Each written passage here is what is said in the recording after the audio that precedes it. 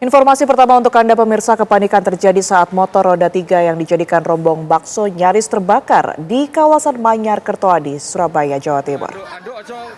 Api gas LPG 3 kg yang bocor terus menyala hingga membuat pemilik dan warga berhamburan. Akibatnya kepanikan terjadi saat motor roda 3 yang terbakar didorong keluar warung hingga ke tengah jalan. Pemilik dibantu warga dan petugas kepolisian berusaha memadamkan kobaran api dari gas LPG. Menurut pemilik warung bakso, Haryadi, kebakaran ini terjadi saat dirinya tengah memanasi kuah di dalam warung. Tiba-tiba api muncul dari tabung gas LPG yang membuat panik dan langsung didorong keluar warung. Api bisa dipadamkan setelah tabung gas LPG dicabut dan disemprot menggunakan pemadam api ringan atau APAR.